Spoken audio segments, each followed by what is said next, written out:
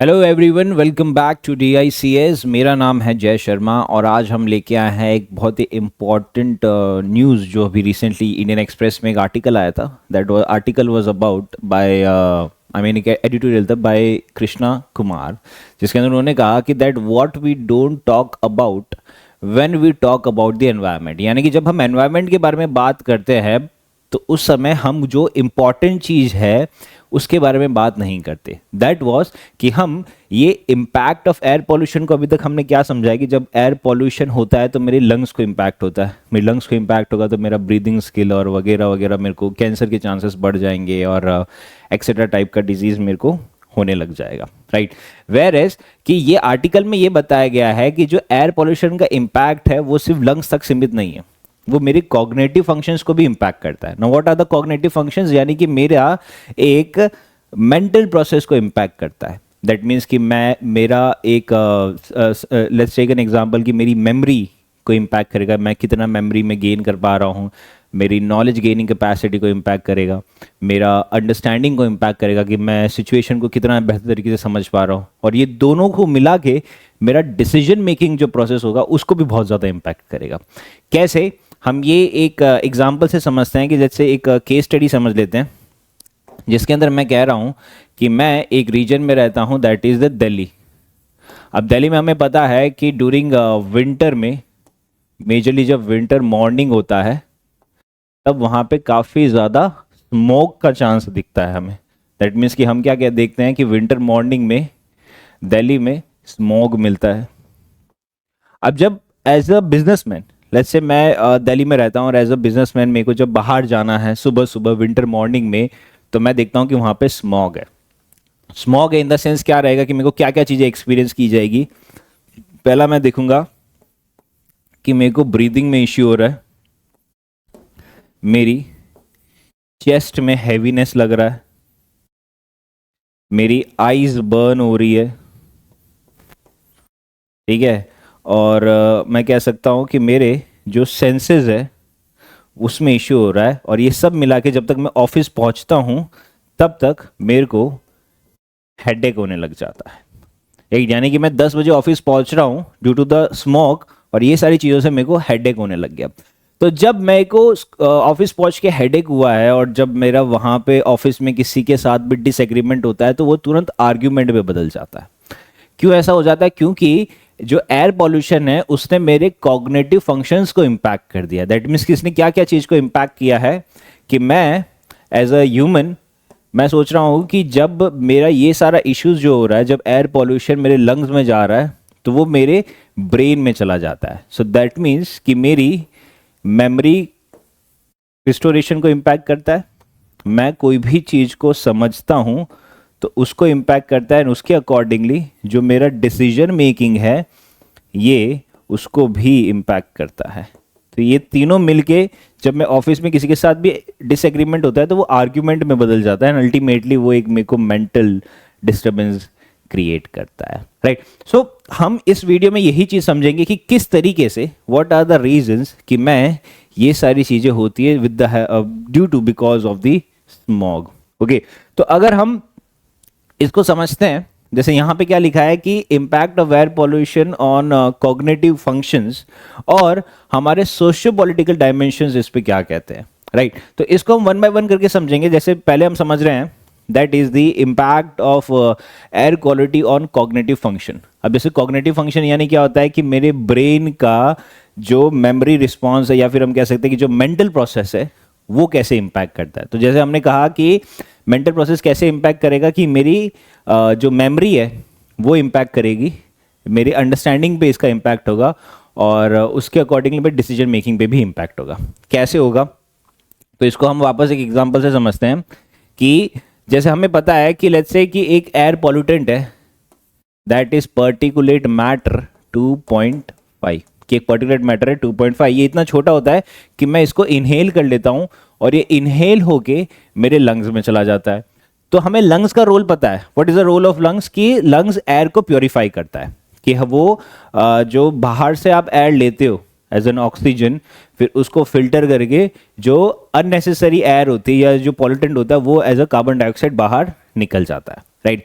That means कि जो oxygen आता है वो लंग्स के पास स्टोर होता है पहले, और वो लंग्स से हर एक नर्व्स में जाता है। दैट मीन्स कि वो पहले ब्लड में जाता है, दैट मीन्स कि वो ब्लड स्ट्रीम में चला गया, राइट। जो ऑक्सीजन हमने लंग्स में लिया वो ब्लड स्ट्रीम में चला गया, और ब्लड स्ट्रीम से वो हर एक नर्व्स में जाता है। सो दैट मीन्स कि जो पर्टिकुलेट मैटर मैंने एटमॉस्फेयर से लिया वो मेरे लंग्स में गया, लंग से मेरे ब्लड स्ट्रीम में गया, और ब्लड स्ट्रीम से मेरे नर्व्स में गया। सो दैट मीन्स वंस मेरे नर्व्स में चला गया तो इसका मतलब क्या है कि वो मेरे सारे बॉडी के ऑर्गन में चला गया है पर्टिकुलेट मैटर, और वो नर्व मेरे हाथ में जा रही है, मेरे पैरों में जा रही है, इनफैक्ट मेरे ब्रेन में भी जा रही है, राइट। सो दैट मीन्स कि जो पर्टिकुलेट मैटर है वो कहाँ एंटर हो गया है with the help of nerves, वो मेरे ब्रेन में एंटर हो चुका है।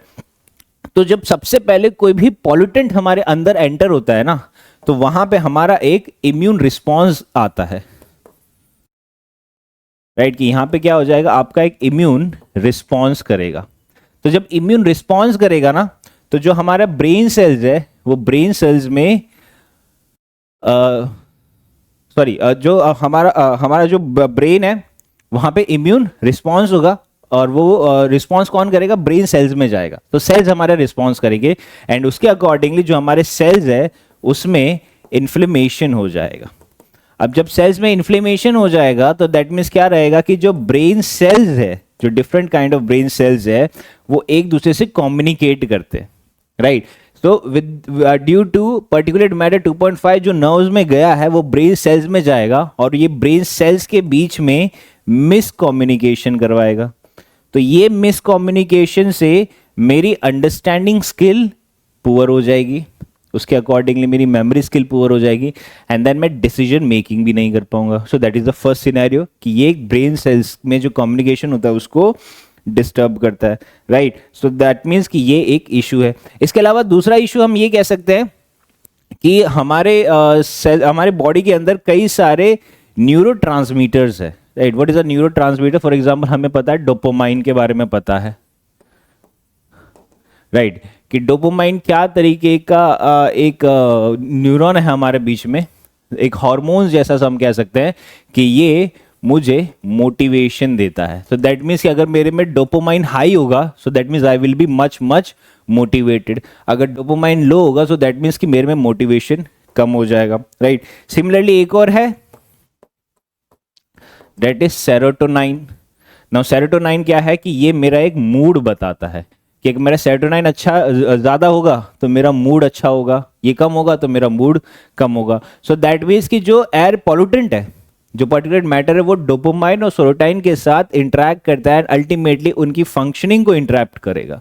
तो जब ये फंक्शनिंग अच्छे से नहीं करेंगे तो मैं मोटिवेटेड भी नहीं रहूँगा और मेरा मूड भी अच्छा नहीं रहेगा। तो अल्टीमेटली क्या रहेगा कि मेरे को पूरे दिन एंजाइटी रहेगी, मेरे को पूरे दिन डिप्रेशन सा फील होगा, right. I would not be happy, मैं अनहैप्पी सा साउंड करूँगा, I would not be feel jolly और एक्सेट्रा। तो इसके अकॉर्डिंगली मेरा डिसीजन मेकिंग का भी इशू रहेगा, राइट। तो ये सारे फैक्टर्स को मैं कह सकते हैं कि ये सारे फैक्टर से हमें ये चीज़ समझ आती है। एंड इसके अंदर ये स्टडी में ये भी बताया गया कि अगर लॉन्ग टर्म एक्सपोजर होता है ऑफ द पर्टिकुलेट मैटर कि वो लंग्स में जाएगा, और जितना ज़्यादा लॉन्ग टर्म एक्सपोजर होगा तो उससे मेरे को कई अदर टाइप की डिजीज़, फॉर एग्जांपल अल्जाइमर हो सकता है, या पार्किंसन टाइप की बीमारी मेरे को, या टाइप की डिजीजेज मेरे को हो सकती है, right. So that was the part of it. So that means कहने का मतलब ये है कि एयर क्वालिटी का काफ़ी बड़ा इम्पैक्ट होता है हमारे कॉग्निटिव फंक्शन पे, राइट। सो दैट मीन्स कि इसका इफेक्ट है on physical as well as the mental wellbeing, कि ये हमारी जस्ट हेल्थ को ही नहीं, ये हमारी cognitive capabilities and emotional resilience को भी इम्पैक्ट कर रहा है। तो इस तरीके से जब मैं पॉल्यूशन ले रहा हूँ तो मेरे माइंड में ये काफ़ी ज़्यादा इम्पैक्ट कर रहा है, right. So this image is going to be helpful in that scenario, okay, right. तो जैसे हमने देखा कि पर्टिकुलेट मैटर का एग्जांपल देखा कि पर्टिकुलेट मैटर किस तरीके से हमारा जो ब्रेन फंक्शंस है उनको इम्पेयर करता है, जिससे हमारा फोकस कम होता है, हमको इरिटेशन ज़्यादा होती है और हम डिसीजन मेकिंग बहुत ही ज़्यादा पुअर कर पाते हैं, राइट। तो ये रिपोर्ट भी आई गई थी जिसके अंदर ये बताया गया कि जो दिल्ली जैसा रीजन है वहाँ पे स्ट्रेस काफ़ी ज़्यादा है लोगों में और प्रोडक्टिविटी काफ़ी कम है। क्यों? क्योंकि वहाँ पे एयर पॉल्यूशन काफ़ी ज़्यादा क्रॉनिक हो गया है, राइट। जो सेकंड चीज़ हम देख रहे हैं दैट अगर लॉन्ग टर्म एक्सपोजर होता है to the poor air quality तो ये एक बच्चे की न्यूरो डेवलपमेंट को भी इम्पैक्ट करता है, तो उससे अकॉर्डिंगली उसका जो लर्निंग आउटकम है और जो फ्यूचर प्रोस्पेक्ट है वो काफ़ी ज़्यादा खतरे में रहता है। ओके, तो ये चीज़ बताई गई है। वेरेस अगर हम इसका सोशियो पॉलिटिकल डायमेंशन समझते हैं तो हमें ये पता है कि जो एयर क्वालिटी का इशू है, अब जैसे हमने दिल्ली में कहा कि दिल्ली में इशू है कि स्मॉग बहुत ज़्यादा हो रहा है विंटर के टाइम पे, तो फिर हम देख रहे हैं कि दिल्ली के जो सराउंडिंग के रीजन है जैसे पंजाब और हरियाणा है, तो वहाँ पे स्टबल बर्निंग बहुत होता है, और ये सारा स्टबल बर्निंग होकर कहाँ आता है, दिल्ली में आता है। और ये उसके चलते जो पॉलिटिक्स है वो काफ़ी ज़्यादा इन्फ्लुएंस होती है। जैसे हम देख रहे हैं कि दिल्ली की पॉलिटिक्स इन्फ्लुएंस होगी, पंजाब हरियाणा की पॉलिटिक्स इन्फ्लुएंस होगी, एंड उसके अकॉर्डिंगली नेशनल यानी कि सेंट्रल गवर्नमेंट की पॉलिटिक्स भी इम्पैक्ट होगी।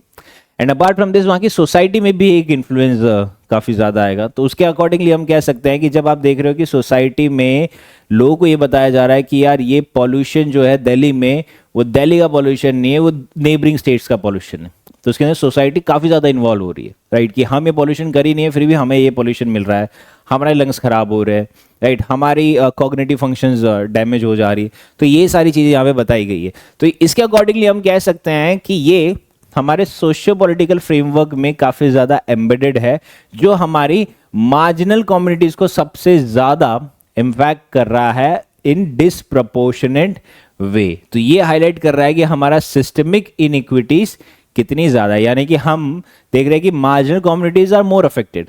क्योंकि अभी रिसेंटली मैंने देखा कि दिल्ली में कई सारी चीज़ें ओपन अप हुई है। एक तो मतलब एयर प्योरीफायर तो सब लगा ही रहे हैं घर पे। सेकेंड चीज़ ऐसा हुआ है कि एक रेस्टोरेंट खुला है जहाँ पे आप फ्रेश एयर जो ऑक्सीजन है वो ब्रीद इन कर सकते हो। सो दैट मीन्स कि जैसे जैसे ये इनोवेशन आता रहेगा वैसे वैसे लोग घरों में ये चीज़ इस्टेब्लिश करने लग जाएंगे। तो वहाँ पे ये हो जाएगा कि जो मार्जिनलाइज कम्युनिटीज़ है वो इसको अफोर्ड नहीं कर पाएंगी, और उसके अकॉर्डिंगली उनके लंग्स ज़्यादा ख़राब होंगे, उनके कॉग्निटिव फंक्शंस बहुत ही कम तरीके से फंक्शन करेंगे, एंड उसके कंपेयर में जो वेल टू डू क्लास है वो ज़्यादा अच्छे से परफॉर्म करेंगे, राइट। तो ये एक चीज़ हम समझ सकते हैं। अपार्ट फ्रॉम दिस हम ये भी देख रहे हैं कि यहाँ पे लोकलाइज इम्पैक्ट काफ़ी ज़्यादा है, कि हम देख रहे हैं कि जो इंडस्ट्रियल एरिया है या जो अर्बन रीजन्स है वहाँ पे सबसे ज़्यादा एयर पॉल्यूशन होता है। बट स्टिल जो एनवायरमेंटल गवर्नेंस है, not just the national level but also the global level, वो रीजनल क्राइसिस पे कभी फोकस नहीं कर रहा है। वो देख रहा है कि एयर पॉल्यूशन या तो पूरे नेशन का है या फिर वो पूरे ग्लोब का है। ओके, फिर देखा जाता है, हमने एग्जांपल लिया that is inequities in responsibility and impact. मतलब जैसे देखा कि एक डेवलपिंग कंट्री लाइक इंडिया जिसको बैलेंस करना है इकोनॉमिक ग्रोथ के साथ एनवायरमेंटल कंजर्वेशन। नाउ ये एक बहुत ही इंपॉर्टेंट इशू है कि इंडिया इकोनॉमिक ग्रोथ और एनवायरमेंटल कंजर्वेशन बैलेंस करना डिफिकल्ट टास्क हो जाता है। कैसे डिफिकल्ट हो जाता है? क्योंकि जैसे अगर हम देखते हैं कि अगर मेरे को जीडीपी ग्रोथ करना है, कि अगर मेरे को जीडीपी ग्रोथ करना है तो मतलब ये कब होगा? जब मेरा प्रोडक्शन बढ़ेगा, राइट। अब जब मैं प्रोडक्शन करूंगा, कि इंडिया में प्रोडक्शन किस में बढ़ाने की जरूरत है? दैट मीन्स हमारा एग्रीकल्चर में चलो ठीक है प्रोडक्शन हो रहा है, सर्विस सेक्टर में भी प्रोडक्शन हो रहा है, तो प्रोडक्शन हमें किस में बढ़ाना है? हमें मैन्युफैक्चरिंग में प्रोडक्शन बनाना है। तो जब मैन्युफैक्चरिंग में हमें प्रोडक्शन बनाना है तो उसके लिए हमें पॉल्यूशन करना बहुत ज्यादा जरूरी है। कि अगर हम प्रोडक्शन नहीं कर पाएंगे, दैट मीन्स कि हम अगर पॉल्यूशन नहीं करेंगे तो प्रोडक्शन नहीं हो पाएगा, प्रोडक्शन नहीं हो पाएगा तो हमारा जीडीपी नहीं बढ़ेगा, अगर जीडीपी नहीं बढ़ेगा तो इंडिया का नेशनल इनकम नहीं बढ़ेगा, नेशनल इनकम नहीं बढ़ेगा तो इंडिया का पर कैपिटा इनकम नहीं बढ़ेगा, एंड अल्टीमेटली इंडिया एक डेवलप कंट्री नहीं बन पाएगा। सो दैट मीन्स कि अगर हमें डेवलप कंट्री बनाना है तो हमें पॉल्यूशन करना ही पड़ेगा। इसलिए इंडिया ने जो UNFCCC की कॉन्फ्रेंस ऑफ पार्टी 26 हुई थी उसके अंदर इंडिया ने क्लियरली स्टेट कर दिया था that whatever we are doing with respect to the environment is more than enough. इससे ज्यादा हम नहीं करेंगे, क्योंकि इंडिया का जो इमीडिएट ऑब्जेक्टिव है is not to conserve environment but to eradicate the poverty. That means कि जो बिलो पॉवर्टी लाइन लोग हैं वो इरेडिकेट करना है, कि हमें पॉवर्टी इरेडिकेट करनी है। That is our immediate objective. हमारा इमीडिएट ऑब्जेक्टिव एनवायरनमेंट कंजर्व करना नहीं, क्योंकि अगर हम एनवायरनमेंट कंजर्व भी कर लेंगे तो हम लोगों को पहले खाना तो दे। अब लोग अगर माल न्यूट्रिशन से मर जा रहे हैं, हंगर से मर जा रहे हैं, तो एनवायरमेंट कंजर्व करके भी क्या ही मतलब है। तो ये गवर्नमेंट ऑफ इंडिया का स्टांस है। तो government of India is trying to balance the production and also the environmental strategies. Okay, तो उस तरीके से ये बोला गया है कि ये एक काफी ज्यादा इनइक्वालिटी बनता जा रहा है, और इसलिए इंडिया में एक हॉटस्पॉट बनता जा रहा है पॉल्यूशन का। ओके, वेयर दूसरा चीज हम देख रहे हैं कि जो कई सारे कॉन्फ्लिक्ट्स हो रहे हैं, फॉर एग्जांपल वॉर्स हो रहा है या कॉन्फ्लिक्ट हो रहा है सच एज यूक्रेन और गाजा वाला हो रहा है, तो वहां पे हमने देख रहा है कि बॉम्बिंग हुए जा रही है, राइट। कुछ बॉम्ब गिरा रहे हैं, कुछ मिसाइल्स फायर हो रही है, एक्सेट्रा हो रही है, तो वहां पे एयर क्वालिटी फर्दर डिग्रेड की जाती है, राइट, कि उसके अंदर डस्ट यूज किया जा रहा है, टॉक्सिन्स यूज किए जा रहे हैं एटमॉस्फेयर में। बट ये सारे क्राइसिस को एनवायरमेंटल पॉलिसी से कंसर्न नहीं कराया जा रहा, so that is also an issue. Okay, तो अगर हम इससे मूव फॉरवर्ड करते हैं तो हम देखते हैं कि लोग बोलते हैं कि हम इसका बेटर ऑल्टरनेटिव क्या है कि हमें ग्रीन टेक्नोलॉजी पे ट्रांसफर कर जाना चाहिए। बट यहां पे इशू ये है कि green technology is a misplace optimism हो रहा है। क्यों? क्योंकि ग्रीन टेक्नोलॉजी में हम बताते हैं कि क्या टाइप की ग्रीन टेक्नोलॉजी होती है। जैसे अगर मैं रिन्यूएबल की बात करता हूं तो लोग सोलार एनर्जी की बात करते हैं, राइट, लोग विंड एनर्जी की बात करते हैं, लोग हाइड्रो पावर एनर्जी की बात करते हैं। So these are the renewable kind of energies हो जाती है, ठीक है। फिर अपार्ट फ्रॉम हम देखते हैं कि अगर हम जो प्रोडक्शन करते हैं वो मेजरली किसका कर रहे हैं, इलेक्ट्रॉनिक व्हीकल्स का कर रहे हैं, राइट। तो ये सारी चीजें आ रही है। बट यहाँ पे कोई ये चीज हाईलाइट नहीं कर रहा कि अगर मैं इलेक्ट्रॉनिक व्हीकल्स में जो इलेक्ट्रिसिटी यूज कर रहा हूँ, वो इलेक्ट्रिसिटी जनरेट किससे हो रही है, क्या वो सोलार पावर से हो रही है या वो अभी भी कोल से करी जा रही है। सो दैट मीन्स कि जो सिटी में हम इलेक्ट्रॉनिक व्हीकल्स चला रहे हैं जिसके अंदर इलेक्ट्रिसिटी यूज करी जा रही है, वो इलेक्ट्रिसिटी कोल से जनरेट की जा रही है। दैट मीन्स कि वापस पॉल्यूशन हो रहा है। तो ये क्या हो रहा है कि एक मिसप्लेस्ड ऑप्टिमिज्म की बात हो जा रही है, राइट। सेकेंड थिंग हम कह सकते हैं कि जो भी टाइप के आप सोलार पैनल्स बोल दो या इलेक्ट्रॉनिक व्हीकल्स बोल दो, ये सभी में मिनरल्स यूज किए जाते हैं, और ये मिनरल्स को क्रिटिकल मिनरल्स कहा जाता है। अब इनको क्रिटिकल मिनरल्स क्यों कहा जा रहा है? क्योंकि ये minerals at this time, critical minerals की डेफिनेशन ये है कि इनकी डिमांड बहुत ज्यादा है, और जिस भी कंट्री के पास क्रिटिकल मिनरल्स होंगे वो पूरे ग्लोब को डिफाइन कर पाएगा। ओके, सो दैट मीन्स कि क्रिटिकल मिनरल्स की डिमांड ज्यादा है। क्रिटिकल मिनरल्स का एग्जांपल ले लेते हैं कि let's say copper, nickel, cobalt, these are what critical minerals. That means कि अगर हम कॉपर का एग्जांपल लेते हैं तो कोई भी, अगर हम देखते हैं कि कॉपर का अगर बात लिया कि कोई भी इलेक्ट्रॉनिक व्हीकल हो या कोई भी सोलार पैनल हो, मैं कह रहा हूं कोई भी, that means any electric vehicle और any solar panel can not function without copper. तो दैट मीन्स कि हम जितना ज्यादा इलेक्ट्रॉनिक व्हीकल्स का प्रोडक्शन इंक्रीज करेंगे उतना ज्यादा हमें ये सारे मिनरल्स का एक्सट्रैक्शन करना पड़ेगा। सो that means on the one hand हम कह रहे हैं कि हम चलो ठीक है एनवायरनमेंट को प्रोटेक्ट करने के लिए ये सारा प्रोडक्शन कर रहे हैं, but on the other hand आप ये जब इकोलॉजी में एक्सट्रैक्शन कर रहे हो, आप खोदोगे तो वहां पे इकोलॉजी ऑटोमेटिकली डिग्रेड होती जाएगी। So this was the second step. Where third scenario ये डेवलप होता है कि कई सारी कंपनीज आजकल एक कॉन्सेप्ट यूज कर रही है, the concept of green washing. Now what exactly greenwashing means? It's a kind of a verb used from the brainwashing. That means कि यहाँ पे कंपनियां ऐसा क्लेम कर रही है that with the use of our products हम ग्रीन टेक्नोलॉजी पे फोकस कर रहे हैं, हम ग्रीन इंफ्रास्ट्रक्चर पे फोकस कर रहे हैं, but in reality they are not. So what is this? This is a concept of green washing. एक और चीज जो हम समझते हैं that is the fourth point. अगर हम देखें कि फोर्थ पॉइंट क्या हो जाता है यहाँ पे कि जितने भी हम ईवीज देखते हैं या फिर हम सोलार पैनल्स देखते हैं, they are highly costly, they are very costly.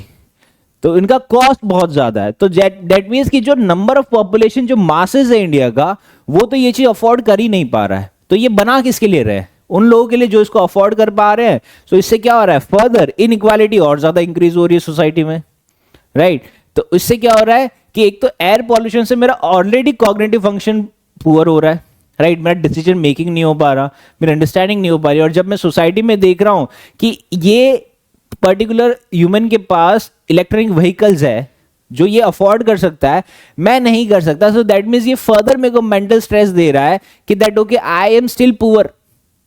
तो ये चीज क्या सिग्निफाई कर रही है कि ये सोसाइटल पॉइंट ऑफ व्यू से this is not good, right. तो इसलिए कहा जा रहा है कि ग्रीन टेक्नोलॉजी को एक मिसप्लेस ऑप्टिमिज्म से कंसीडर किया जा रहा है कि that it is a misplace optimism, कि यहां पे माना जा रहा है कि ग्रीन टेक्नोलॉजीज हमें हेल्प कर रही है दैट कि एक सॉल्यूशन लेके आ रहे हैं, बट ये सॉल्यूशन आ रहा है without addressing the deeper challenges of adoption. कि यहां पे मेजर चैलेंजेस क्या है, एडॉप्शन में चैलेंजेस है कि हमारे पास क्रिटिकल मिनरल्स नहीं है, हमारे पास अफोर्डेबिलिटी नहीं है, और हम ये टेक्नोलॉजी पे शिफ्ट होके भी डिग्रेड ही कर रहे हैं by extracting the minerals. Okay, तो उसके बेसिस पे हम कह सकते हैं कि जो भी ग्रीन टेक्नोलॉजी और अडॉप्शन हो रहे हैं टू इको कॉन्शियस कंज्यूमर्स के लिए, वहां पे एक ग्रीन वॉशिंग का कॉन्सेप्ट यूज किया जा रहा है। दैट मीन्स कि यहां पे जो रियल एनवायरनमेंट चेंज है वो अनएक्सप्लोर्ड हो रहा है, राइट। नाउ सेकंड थिंग ये है कि they are overlooking the localised problems, कि यहाँ पे green solutions like electronic vehicles भले ही अर्बन एमिशन रिड्यूस कर रहा है, लेकिन इंडस्ट्रियल पॉल्यूशन तो बढ़ा ही रहा है ना, क्योंकि जो इलेक्ट्रॉनिक व्हीकल्स में इलेक्ट्रिसिटी बनाई जा रही है वो किससे बनाई जा रही है, वो कोल बेस से बनाई जा रही है, राइट। सो वो एक इशू क्रिएट कर रहा है। सो what is actually the need at this moment, the need is very simple कि हमें एक होलिस्टिक एनवायरमेंटल डिस्कशन पे जाना पड़ेगा, जहां पे हम बोल रहे हैं कि हमें जो एयर पॉल्यूशन है उसको हेल्थ के साथ कॉग्निशन से भी रिलेट करना पड़ेगा। दैट मीन्स कि हमें लोगों को बताना पड़ेगा कि ये पब्लिक हेल्थ क्राइसिस है जो एक कॉग्निटिव फंक्शंस को इंपैक्ट कर रहा है और इकोनॉमिक प्रोडक्टिविटी को इंपैक्ट कर रहा है, बिकॉज लोगों को अवेयरनेस ही नहीं है। लोगों को अभी भी लग रहा है कि एयर पॉल्यूशन से सिर्फ उनका लंग इफेक्ट हो रहा है, उनको पता ही नहीं है कि ये हमारे नर्व्स में जाके हमारे ब्रेन सेल्स में मिस कम्युनिकेशन क्रिएट कर रहा है, जिससे मेरा डिसीजन मेकिंग पुअर हो जा रहा है, मेरी अंडरस्टैंडिंग पुअर हो जा रही है, मेरी मेमोरी वीक हो जा रही है, मेरी नॉलेज गेनिंग कैपेसिटी भी वीक हो जा रही है। ओके, और फिर आ जाता है सिस्टमैटिक सॉल्यूशन लाने पड़ेंगे, हमें रूट कॉजेस पे जाना पड़ेगा, दैट इज इंडस्ट्रियल रेगुलेशंस पे लाने पड़ेंगे, अर्बन प्लानिंग करना पड़ेगा, equitable access to clean energy लेके आना पड़ेगा, और ग्लोबल सॉलिडारिटी लानी पड़ेगी। दैट मीन्स कि हमें रीजनल क्राइसिस पे फोकस करना पड़ेगा, for example urban air pollution, in global environment governance पे।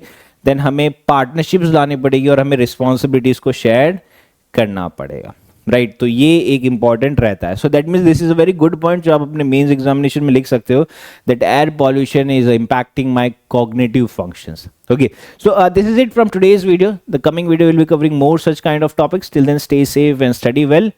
Thank you.